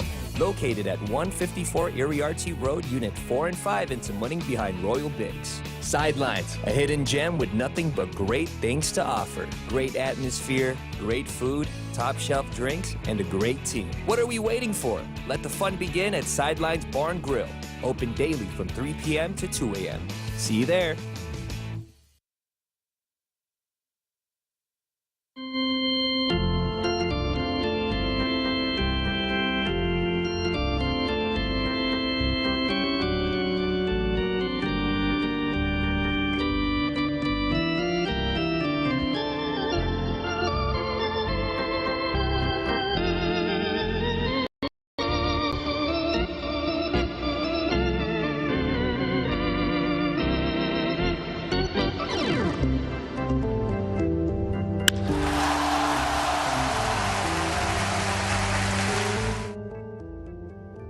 The 7th inning stretch. We're at the bottom of the hour. We are playing the Rogues Gallery once again here on the point with Mama Tailgater T-shirt. That was my southern draw. Come back here to me. And kind of a really, really, really hot topic because we have a number of people on the line.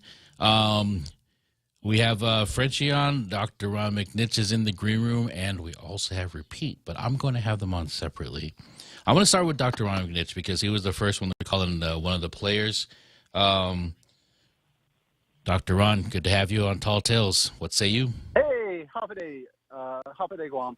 Yeah, thank you so much. You know, in general, I wanted to point out just very briefly, I think that Judge Klitzkie might disagree with me on some of my views on this, and in the spirit of fairness, I just want to let the callers know that he might have some alternative views that he may be in disagreement.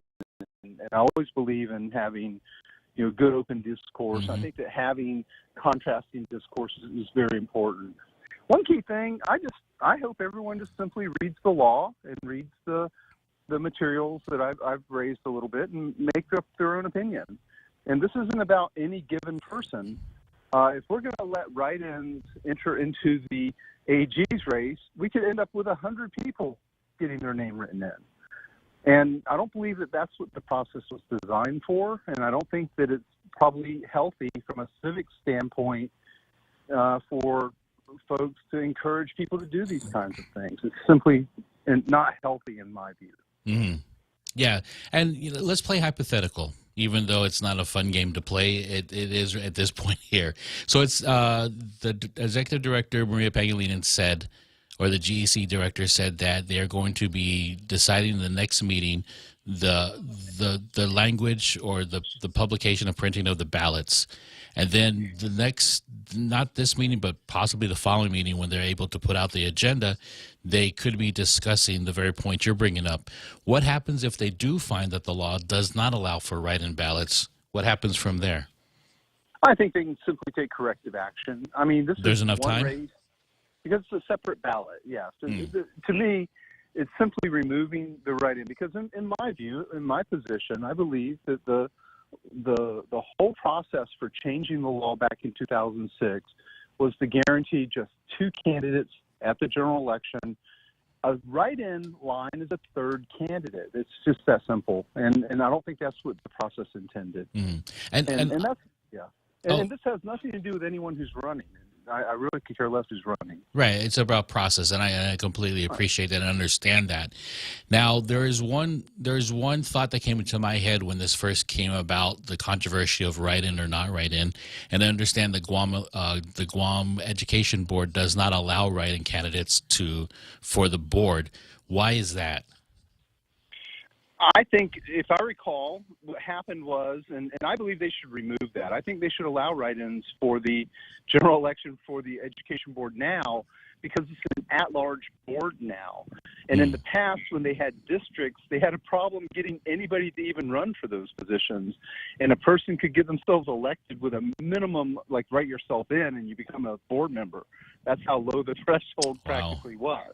Wow. And so that's why they made that rule. And that was a very short-sighted rule, to be frank. I think when they dropped the districts, that was the right move. Mm. And then they should have corrected the no write-ins issue because then you have an island-wide number of voters rather than people who live just within narrowly construed districts. Mm-hmm.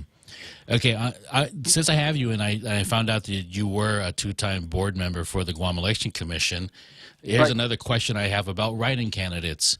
Does a person need to register with the Guam Election Commission as a write-in candidate, or is that just something to help them as far as the other names they go by that could be written in for them? Sure, that's a great point. No, a person doesn't have to say anything. They can get together on their secret network of Facebook followers and have themselves written in, or whatever they want to, whatever game they want to play. That's fine. What the issue is when people raise money and they're not disclosing their finances, particularly if they're doing these covert operations kinds of election efforts, where they're on the one hand secretly raising money. And I'm not saying this is the case in the case in point for write-in, but when people do those kinds of shenanigans and they tell everyone that they're running for office and they raise a huge amount of money and then they go on a trip to Vegas with it, I mean, that's simply not what the process is intended. And one last question, Doc, if you don't mind. This probably has more to do with the Civil Service Commission. If a person is intending or has announced they're running as a write-in candidate, is not raising any funds or campaigning, but has announced that, does the Mini Hatch Act apply to them? In my view, nonpartisan positions, unless they're specifically listed in the law as being forbidden, are generally pretty open in terms of how we allow people to run for those offices. And so if I were an attorney, I could run for AG or public auditor, or I'm running for the board. I'm a government employee. There's nothing wrong with that. And if I follow all the rules, I can even raise money and do anything any other candidate does. But what I'm not allowed to do, and the Mini Hatch Act is very restrictive on this, is do certain political operations types of activities on behalf or against candidates. Those are forbidden. And I have some very serious concerns about people doing those kinds of things when they're employed by the government in any capacity at all. And we should all worry about that. And I have to say, I've known the gentleman for many years, fine gentleman, and I like Democrats and Republicans. I'm not taking a partisan side. But Mr. Juan Carlos Benitez had the courage today to speak up about this at the Guam Election Board meeting. Oh, okay. He made some very poignant points about dark money and about people doing election shenanigans where they're doing all these finance gambit kinds of things. And I'd prefer you talk to him directly about his concerns because he's the source. But he had some very powerful things to say. Oh, that's definitely going to be fodder for tomorrow morning's program. I can almost guarantee it. But that's awesome. And Hopefully they report it. Yeah. It's going to be hard for people to even anticipate it because he was very well spoken. Wow. Anyone can probably get on the election board website and listen to his comments. He was very, very well spoken and articulate about his concerns. And they were, to me, very legitimate and real concerns. Very good. Very good. Well, I appreciate you calling in and following me up on the beginning of this conversation. And thank you again, and looking forward to your next call, Doctor. Have a good one. One final point. Sure Judge thing. Klitzkie doesn't agree with me on it, and please, we'll listen, await his opinion, too, before you make any conclusions. That's always my best advice. All right. Very good. Have a good one. Thank you, Thank sir. you, Doctor. All right. And next we have, oh, my God. Pete, please call back in. I pressed the wrong button. I did not do that on purpose. I do want repeat your call, please, right away. Frenchie, I will get to you as soon as I get to repeat because I would just want him to follow up on this. Yeah, Go let me ahead. got cut Go off. ahead, Pete. Sorry about that. Okay, no problem. Hey, so first to allay Doc's fears, I am not raising any money. Mm-hmm. This is just going to be a grassroots thing, and I am. So I am not raising any money at all, period. Point blank, Jose, I handed off the ball to Doug Moylan for the primary, and I believe that is the only reason why he got even close to leaving, because Levin destroyed him in the last one. So what does Doug do? He fumbles the ball. So I got to pick up the ball and run with it. That's basically what's going on here. But everything else that I have said is true. Before I announced as a candidate, people from the AG's office, people from both sides of the aisle were contacting me, telling me, they don't want Doug. They don't want to bring back that craziness. And that's not my word. Okay? And I wasn't here when Doug was here. Or was AG. Neither so was I. Don't know. Yeah, I have no idea either. But when you get an overwhelming response like that, people from the AG's office, other lawyers who used to work there with him, who's no longer in the government or whatever, they say they still have PTSD from that time. So I don't know, right? I'm just going by what I'm hearing, and I got the deep sense and impression that he's not gonna survive. Well, you mentioned that he got destroyed. I'm looking at the I just searched real quick and I got the unofficial results, so they might be a little bit different from here. But what is your definition of destroyed? Because it looks like Attorney General Levin Camacho got 50.4% of the votes, and Doug Moylan got 49.0%. And I'm talking about 2018. Oh. The 2018 race, Levin, basically mopped the floor up with them. Yeah, but what was the numbers then? A little different now. It was almost double. Yeah. And the numbers now are a little different. So that's where, okay, so Right, you're looking for a past election then. Yeah, I'm looking at the past election. You gotta study history, right? True. But the only reason why he came close this time in the primary is because, one, there was only two of them running, and two, I came out very vocal and outspoken about the issues that Levin has. Okay. So basically, like I told you, I handed him the ball, and he fumbled it. And so now I got to pick up the fumble and run with it. Okay. So what do you think about Dr. Ron McNitch? I know you disagree with him on the points that he made up. Absolutely clear. The law is absolutely clear. Let me say two things. The GEC already approved the ballot to have the write-in today. I have also been officially invited by the Guam Bar Association to the upcoming two forums that are happening, or debates that are happening at UOG and at the Guam Hilton. So I am in as a candidate, as a write-in candidate, as far as the ballot is concerned, and as far as the two official debates so far. I'm hearing there may be one or two more planned. but I will officially be invited to those as well. Interesting. Okay, I So think there's this is a separate law. There's a separate law that Right. Dr. McNinch likes to ignore, but it's about the ballots, and it specifically says, and this law was a 2012 law, 6 years after the law that he likes to cite, right? And so the law says that all ballots, save for the Guam Education Board, will have, must have, shall have a write-in line. And this is And why after. is that? Yeah. Remember, the primary is just a poll, right? And it's yes, it's designed to whittle down the candidates, but it does. It was never designed to delete the possibility of a write-in. That's just his belief. What you're citing as law is good, but I have a question.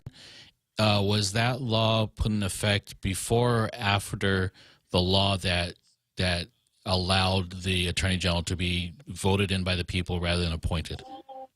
So McNinch is citing a 2006 law. I'm citing a 2012 law. Okay. Right. And so if the legislature wanted the AG race to not have a write-in, they would have said so. And it came after the electing of an Attorney General. Okay, got it. I'm just looking at timeline there. Yeah. Okay, very good. Yeah. Very good. Yeah, and so the other thing, the primary is just that. It's a primary. It's not even required. McNinch himself is advocating for the deletion of the primary. Yeah, but but to me, I look at the nonpartisan ballot as probably separate from the arguments for and against the primary. That's okay. That's fine. Yeah. But still, a primary is a primary. It's not that the primary doesn't count. Does the primary elect the person that's going to sit? No, it doesn't. Absolutely not. What elects the person that's going to sit? It is the general election. That's the big game there. That's the Super Bowl. Is there a law? Is there a law that determines the maximum amount of candidates for the Attorney General on the general ballot? His concern is really nonsensical. Okay. I don't think we even have 100 lawyers on Guam, right? So it's really, and then look, there are so many qualified candidates that could run, and I've been saying this over and over again, right? But they aren't running. And we have these same two guys, a repeat of 2018, pun intended, repeat, right? So I have to go in there, yeah, and unrepeat 2018, right? But I'll end with this. McNinch prognosticated earlier in the year that Pete Tonkus will win as the AG. I may one time actually make him right. But you did declare that you may be running at that time, right? No, I had picked up a packet. That's all. You picked up a packet. Got it. Yeah. I can see. Very good. Someone asked him to do a Ray. Ray asked him this morning to do a poll. I wish he would do a poll, and let's see what happens. True, but the poll will come on November 7th, is it? 2nd? It's a Tuesday. That's all I know. It's more fun to have the poll first. It's right. But, Pete, I'm glad you called in, and always look forward to your calls. I'm going to go to a break to Churchill Downs first, and then we're going to go to Frenchie to wrap it up. For you, though, Joe. Oh, for me? Just for you. Just for your entertainment. That's awesome. it. That's the only motive I have. And that's all I ask. I'm a loyal Hotels fan, and I'm doing this. Well, you definitely took off the heat from the Leon Guerrero Camacho campaigns that are going on the race. So it's a very interesting election season right now. So for that, I thank you. All right, Viva Guam. Viva Guam. Thank you. We're going to go to Churchill Downs, and Frenchie, please, thank you for holding on. We'll go to you right after we get back. You're listening to Tall Tales on KUSG.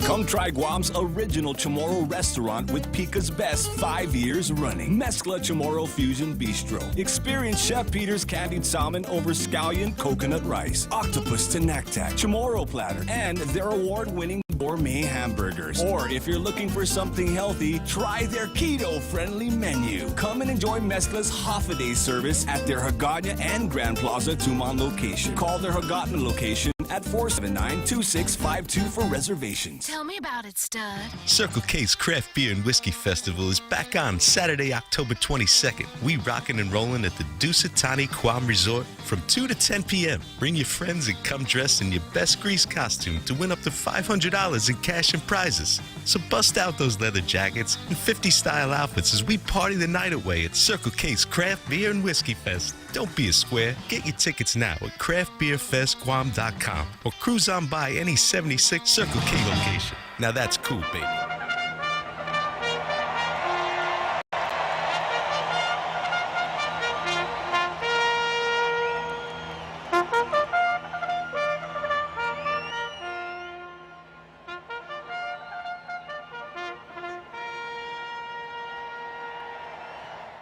Here we are, the last stretch, the home stretch of Tall Tales. My name is Jose Martinez. I want to thank you for tuning in this afternoon. We had a very lively discussion or call from Pete Santos, who's running as a writing candidate for AG. Excuse me, the Attorney General's position. Before that, we had Ron McNitch, who had filed a question, or what is it?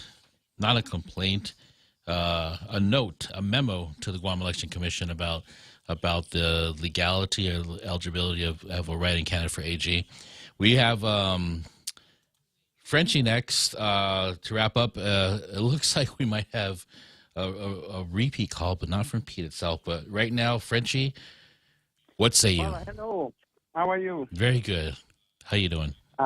I had to keep my composure during Pete's call, but the good thing is that we learned a few details that we didn't have prior to his phone call.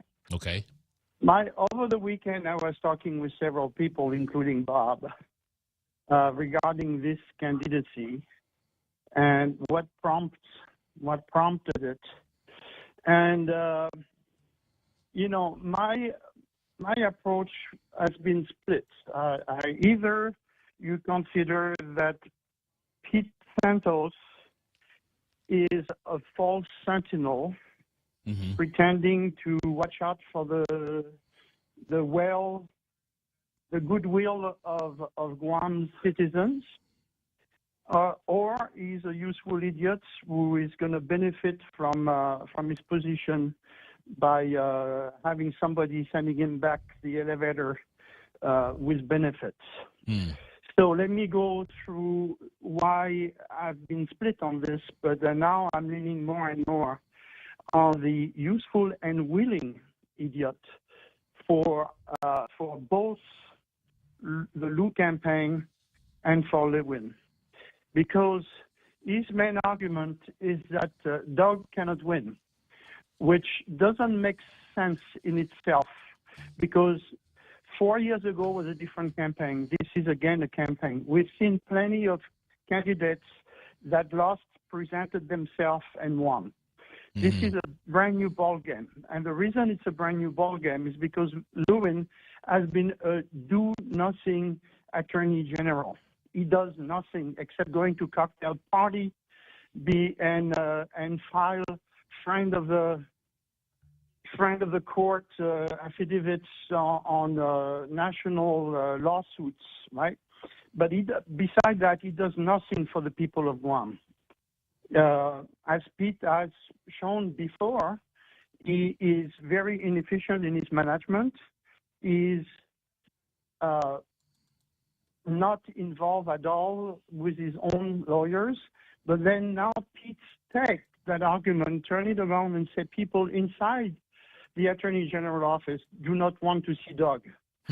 Of course they don't want to see Doug, because they know Doug's style is that he gets aggressive with the staff and he demands results, which is something that Lewin doesn't seem to understand. Can I make a real quick perception on the fact that nobody in the AG's office wants Doug Moreland to run? From what I understand, there's not much left in the AG's office. So those are the loyal ones. And so the only ones that are left are the die-hard supporters of Lewin's, or the ones that really need a paycheck at the end of the month to survive. Now that statement would mean something if this was before the Exodus. So this doesn't make any common sense approach. This is a fake argument. This is a distraction, like lawyers do a lot when they don't want their clients to be seen guilty. Then they will show and point at something else. This is what some of the very good lawyers on Guam do. Good defense lawyers do that all the time. But we are voters. So the other thing that bothers me is when he did his official coming out as a writing candidate, and I mentioned that on Bob's call on Friday, is that he did it in Chamorro only, okay, which leaves all the Filipinos, the Micronesians, and the Haoles completely out. He is the candidate of a 30% minority of the electoral vote. So he's pushing, number one, it's a racialist approach, which I detest profoundly, because it thinks that somehow he has a royal appointment from being Chamorro that he's going to be the best attorney general. He hasn't shown shit so far, excuse my French, except for criticizing Lewin. And his criticisms, well-founded. But he hasn't shown what he can do. We know what Doug can do. We know what Lewin cannot do. So his so-called arguments that he's going to be kind of the knight on shining armor arriving on a white horse to save Guam's attorney general office doesn't stand. And, it is really a two-pronged approach. Number one, it takes away from the focus that people should have on the lack of results of the Lou Leon Guerrero Tenorio administration. They promised a lot of things 4 years ago. They didn't deliver. They don't want to talk about it. They're pointing at every direction so people do not see. They look at the finger, but they don't see what they're pointing out in the sky. So this is kind of a distraction. And on top of it, he's doing the job for Lewin, because he's going to just take votes away from Moylan, not from anybody else. Right. The people that want to vote for Lewin already want to vote for Lewin. This is the same bloc that will vote for Lou. This is the same block of government employees, some people at the Guam Board Association, and some people in the Lou Leon Guerrero administration, which I remind you is full of lawyers, and not all of them with great reputations. So what he is doing here is a sabotage last minute in the middle of the campaign to take away the few voices that Moylan needs to beat Lewin, and at the same time, he's giving an alibi for Lou not to talk about a dismal administration for the last 4 years, a dictatorial type of approach to government, and also to the lack of results from the senators, because the senators are supposed to be the counterweight in our system of republic. It's supposed to be the counterweight to the governor, and they have failed to do so. So we were going to have a very interesting campaign at the governor level, even though Lou is going to outspend the Republicans 10-1 with her ads and like she did against San Nicolas. Right. So, except she outspent him 25-1, not 10-1. Well, this makes an interesting question. Then you're talking about campaigning and outspending and so forth, and Pete Santos says he's not going to be spending on any campaign. Moylan did the same thing. How much, and this was brought up on Ray's show. Ray brought it up himself. In fact, how much of this discussion about what's going on gives Pete that unearned media that may be giving him the exposure that he would otherwise not get because he's not spending on a campaign? He's getting, it's controversial, so he's getting free media. So he's doing what Doug was doing in the previous election, and he's taking away some of the thunder from Doug's critics towards Lewin, because he's pulling away the light shining on the lack of results from Lewin, which he himself underlined, to now distract it by changing target. Right. And this is a really a low-level type of politics, and it doesn't show the type of character and honesty that I'm looking in a candidate, especially for the Attorney General. And, good points. This is really doesn't give me any confidence at all that he's being honest about his approach. Well, I think And this will be. I think this is going to be talked about some more in the next couple of days, especially with the question looming over GEC. But for now, we got to say goodbye to our president, Frenchie. If you want to join me to say, let's go, Brandon. Thank you. We'll see you guys later. You're listening to Tall Tales, now Fox News. The Point is KUSG 93.3 FM and 104.3 HD3. Callahan, Fox News. The Justice Department says it could accept one of former President Trump's suggestions to be the special master over the evidence seized in the raid on his home last month. That would be former federal prosecutor Raymond Dearie, but the concurrence ends there. The Trump team and DOJ disagree on what duties the special master will have. Trump's team wants the special master to review all of the documents seized by the FBI from Mar-a-Lago. The DOJ in general opposes a special master and does not think that special master should inspect classified documents or resolve claims of Trump's executive privilege. Fox's Matt Finn on the 60th anniversary of former President Kennedy's moonshot speech yesterday. President Biden called for the same effort and resolve to be used against a killer disease. Cancer does not discriminate red and blue. It doesn't care if you're a Republican or a Democrat. Beating cancer is something we can do together. Speaking of the JFK Presidential Library in Boston, the president set a goal of cutting cancer deaths in half within 25 years. The White House hoping the predictions are correct that today's consumer price report will show inflation didn't grow as much in August as it did in May and June. Experts forecast that prices last month were about 8% higher than August of last year. AAA says gas prices have now fallen for 91 straight days. Following a procession in Edinburgh, the body of Queen Elizabeth lies in honor in St. Giles Cathedral at this hour as mourners pass by to offer their last respects. The Queen's 4 children, led by King Charles III, stood ceremonial guard over their mother's casket briefly yesterday. Later today, they will carry the Queen on her final journey to London for 4 days of public viewing, which begins on Thursday. America is listening to Fox News. Get all of your favorite Fox News podcasts ad-free on Apple Podcasts with Fox News Podcasts Plus. From Trey Gowdy, the Fox News Rundown, Will Kane, Brian Kilmeade, and so much more. Go to foxnewspodcasts.com for all the details. The Fox News Rundown, a contrast of perspectives you won't hear anywhere else. Your daily dose of news twice a day, featuring insight from top newsmakers, reporters, and Fox News contributors. Listen and subscribe now by going to foxnewspodcasts.com.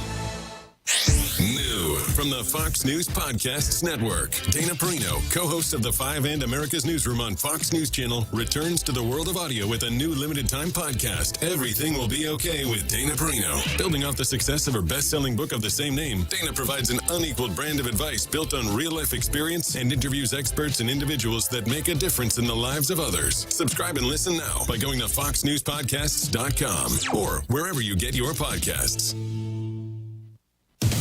The Biden administration working to try and avert a nationwide railroad strike that could start before the week is out. Unions representing railroad workers are demanding